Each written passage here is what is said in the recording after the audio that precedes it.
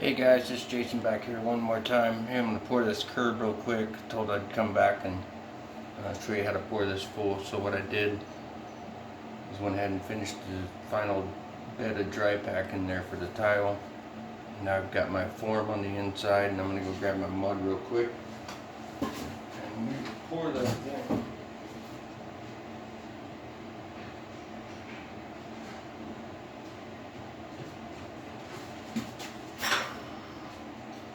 Like I said in the last video, the benefit of this is you don't have a punctured liner. So like I showed up close in the last video, you want to pinch that together and start filling that. You want your mud kind of wet for this, just so it'll flow down in that gap right there. So you've got a form on the inside, a form on the outside.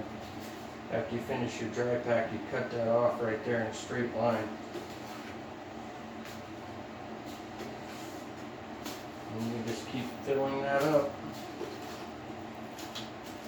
Make sure you get it in those holes and those voids really good.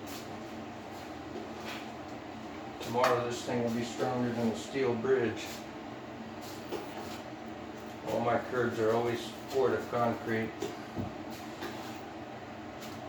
It's just always the way I've done it. I found it's the best. It's the strongest way. And you don't have any holes in your liner. When it's all said and done, you don't have to blast screws through your backer board to get your curb properly done.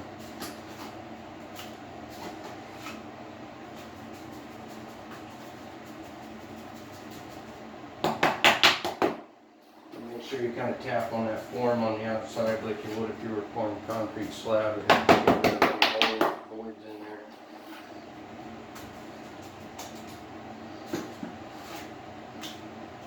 You just keep filling it up.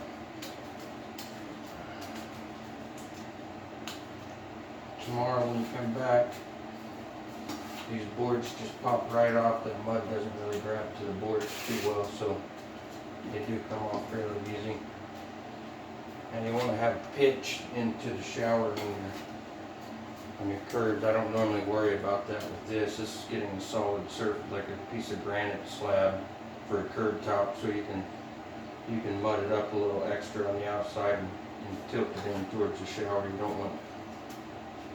You want to pay close attention to the pitch on your curb so that your water flows back in when they put the door back on, or when you put the glass on, so that you don't have water trying to run out towards your shower door or out on your floor. And that's about all there is to it, you guys. It makes a solid bulletproof curb. Never had any issues with these. Again, the goal is to get your pan liner in there without punching holes in it. Like I said in the last video when I showed the access on how to pour this. People screw screws into their backer board. That's the only way to attach it if you're stacking 2x4s up.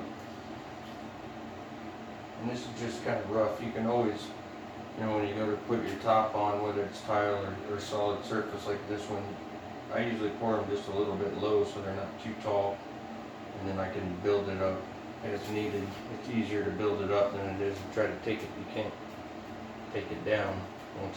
Once this is dry, it's hard as a rock.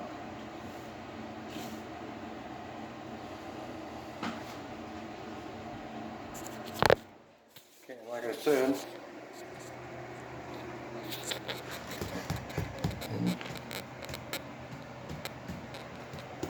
just tap on it with that's the reason you want that mud to be a little wet, because you can manipulate it a little bit better.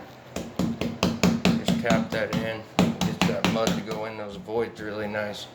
So now your liner's right in the center of that curb right there, all the way across. It's rolled up. There's no cuts in it because you fold it just like you would if you were wrapping it over 2x4s. The only difference is you don't have to punch holes in your liner anywhere.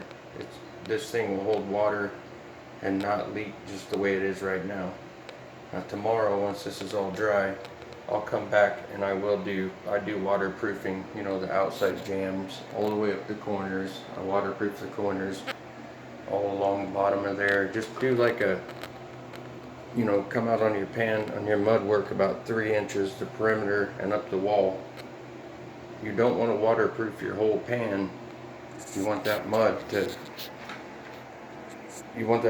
absorb water. That's the whole key to this thing. Like I said, it's a water in, water out system. So anyway, hopefully that helps somebody.